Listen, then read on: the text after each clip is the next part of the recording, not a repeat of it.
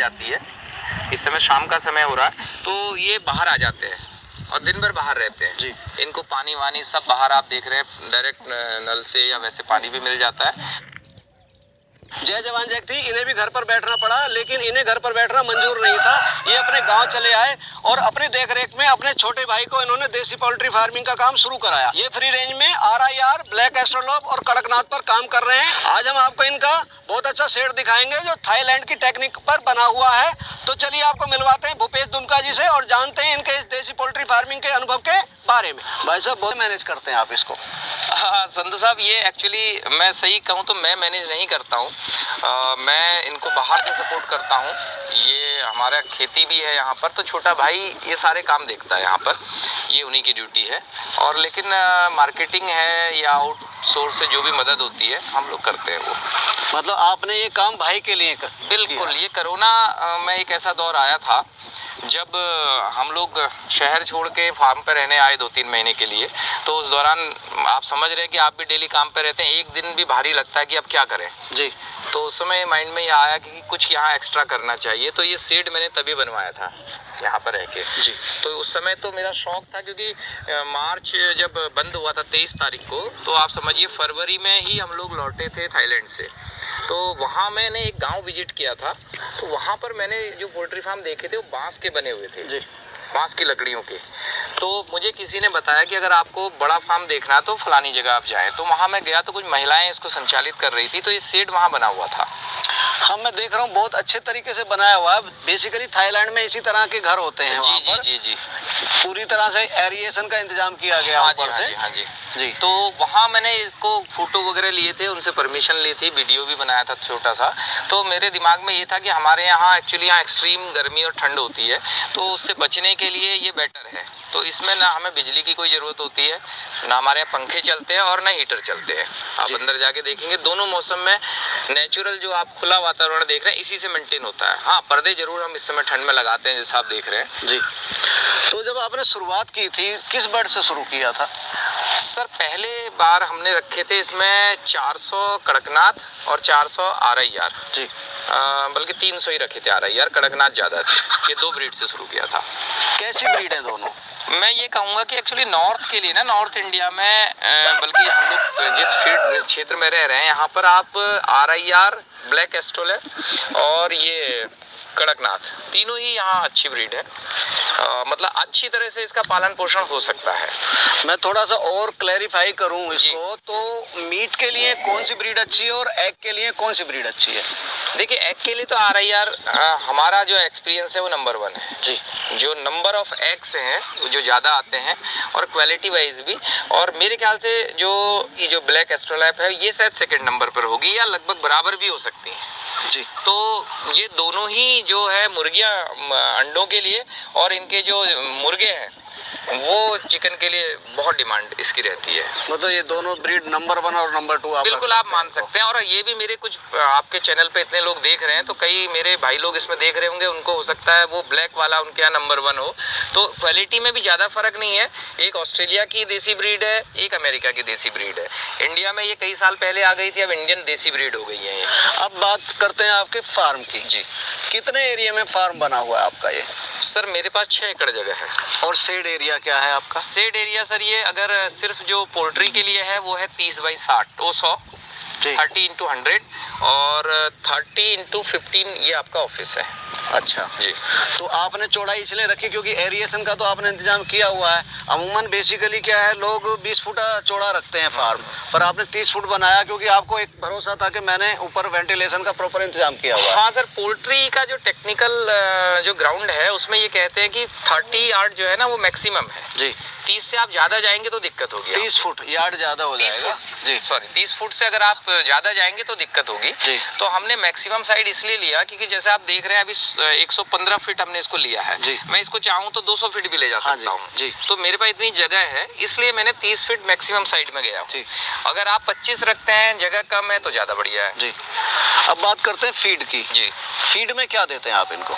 Sir feed में मैं सिर्फ और सिर्फ गोदरेज ही दे रहा हूँ इनको। अच्छा। और आप देख रहे हैं जैसा बाहर है ये आज इस समय ठंड का टाइम है, सुबह 10 बजे जब धूप आ जाती है, इस समय शाम का समय हो रहा है, तो ये बाहर आ जाते हैं और दिन भर बाहर रहते हैं जी। इनको पानी वानी सब बाहर आप देख रहे हैं डायरेक्ट नल से या वैसे पानी भी मिल जाता है। और जब ये शाम को अंदर होते हैं, अब इनका अंदर होने का समय हो रहा है, तो उसके बाद इनको हम लोग गोदरेज का लेयर फीड देते हैं, क्योंकि जो मुर्गियां अंडे देने वाली है। मैं देख रहा हूँ शाइनिंग बहुत अच्छी है बर्ड पे।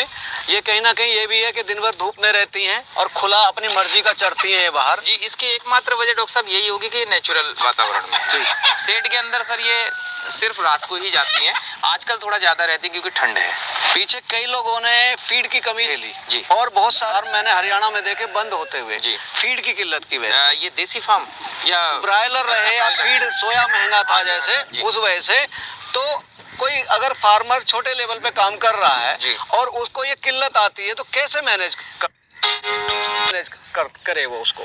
डॉक्टर साहब देखिए, अगर कोई भी फार्मर देसी पोल्ट्री को ना अपनी आजीविका का साधन बना रहा है, तो सबसे पहले मैं अपने छोटे से एक्सपीरियंस से ये कहूँगा कि भाई अगर आप उसे पूरा 100% टाइम दे पा रहे हैं तो आप पोल्ट्री को अपना आजीविका का साधन बनाना, हमारी तरह शौक के लिए मत बनाना। ये शौक नहीं है, इसके पीछे भी एक फैमिली पूरा टाइम देती है। जी। दूसरी बात आपने पूछी फीड की। अगर फीड के दाम पिछले 1 साल में लगातार बढ़े हैं, तो मैं आपको एक बात बता दूं कि जो हमारे पास फीड आता है ना, इसका लेयर फीड अलग आता है, आपने देखा होगा, ग्रोवर अलग आता है, ठीक है। तो जो छोटे बच्चे होते हैं उसके लिए प्री स्टार्टर आता है, फिर स्टार्टर आता है। तो अगर आप इनमें कंपैरिजन करेंगे तो बहुत वेरिएशन है रेट में। अच्छा। अलग अलग लोकल ब्रांड बने हुए हैं लोगों के, लेकिन हमने बहुत ज़्यादा जब इसमें खोजबीन की तो मैंने तो गोदरेज पे ट्रस्ट किया, और गोदरेज के रेट आप जहाँ भी इस चैनल को देख रहे हैं, संधू एग्रो फार्म को, आप देखिएगा कि आपको बहुत राहत मिलेगी, और क्वालिटी में मुझे लगता है कि बेहतर इससे कुछ नहीं मिलेगा। तो बहुत आसान रेट है आज भी बजाय दूसरे के। जी। लेकिन अगर फिर भी आप बाजार का अगर फीड नहीं कर पा रहे, आपके पास नहीं इतनी गुंजाइश है, तो उसका 2 ही तरीके हैं। फिर आपके पास जगह होनी चाहिए खुली, ताकि ये बाहर से कुछ ना कुछ ले पाए। और दूसरा ऑप्शन ये है कि मेरे किसान भाई ये कर सकते हैं कि जब आपके यहाँ जो फसल तैयार हो, जिस समय मक्का तैयार हो तो आप किसानों से मक्का खरीद के रख लें, बाजरा तैयार हो तो बाजरा रख लें, गेहूँ तैयार हो तो गेहूँ रख लें। तो जब 3, 4, 5 चीज़ें जो उसमें मिलाई जाती हैं वो हो, तो आप अपनी लोकल चक्की में 50 किलो, 100 किलो या 20 किलो अपना उतना ही पिसा के देते रहें, वो आपको सस्ता पड़ेगा। क्योंकि सीजन में जब फसल आती है सस्ता भी मिलता है, उस समय रख लेना चाहिए। जी। अब बात करते हैं इनकी आप मार्केटिंग की। जी। बेसिकली आपने पाला हुआ, मैं देख रहा हूँ बड़े अच्छे से आपने फार्म मेंटेन किया हुआ है। देखो, बिना बेचे तो इनके फीड का खर्चा चलेगा नहीं। बिल्कुल नहीं। आप एग बेचते हैं या चिक्स किट में चला गया, ये उसमें से कोई भी नहीं है। ये 6 महीने का लगभग दूसरा बैच है हमारा। लेकिन उन अंडों के साथ साथ हमारे पास एक छोटी सी हैचरी भी है। अच्छा। 170-75 अंडों की। उसके साथ साथ मैंने लगभग 36 या 3700 बच्चे भी बेचे। मतलब आपने अपने यहाँ के अंडे से बच्चे तैयार किए, और वही ये फ्लॉक भी है आपके पास में, वो और ये सब हमारा सेल ये हमारे यहाँ का तैयार है जी। लेकिन एक विशेष बात ये थी, हमने जो बच्चे तैयार किए इसमें 100% तो नहीं कहूँगा, लेकिन मैक्सिमम वो बच्चे हैं जो मुर्गी ने खुद से के निकाले जी। मतलब आपने अंडे इकट्ठे किए, इनके आपने 12 से बनाए और वहाँ से हैच कराए। 12, 16, 15 अंडे मुर्गियां अंदर रख लेती है जी। तो वो भी 20 दिन लेती हैं, 22 दिन जी। और मशीन भी उतना ही टाइम लेती है। तो दोनों पैरेलल चल रहे थे मेरे यहाँ। और मैंने सुना है कि जो मुर्गी के हैच किए हुए अंडे से बच्चे निकलते हैं, जी, जी। चिक्स निकलते हैं, उनमें कोई बीमारी भी नहीं आती है। उनका इम्यून सिस्टम बहुत मजबूत होता है क्योंकि वो नेचुरल प्रोसेस से आते हैं। हाँ जी। तो हमने ये पाया कि जो मुर्गी अंडे से के बच्चे बनाती है उसका आप डेथ रेशियो देखेंगे तो वो 1% भी नहीं है जी। 100 अगर आप बच्चे मेरे यहाँ से लेके जाइए जो मुर्गी के बनाए हुए हैं, आप यहाँ से दिल्ली लेके जाइए, शायद एक भी ना मरे जी।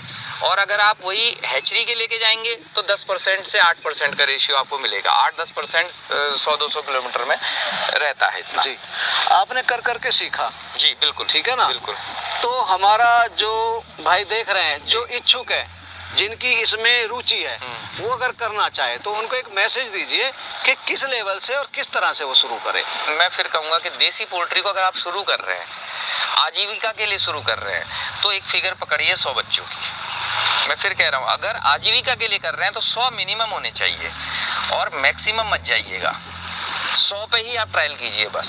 100 की एक ऐसी फिगर है जिसको आप 50-50 के टुकड़ों में बांटिएगा। पहले आप 50 बच्चे रखिएगा और उनमें 1.5 से 2 महीने का गैप रखिए।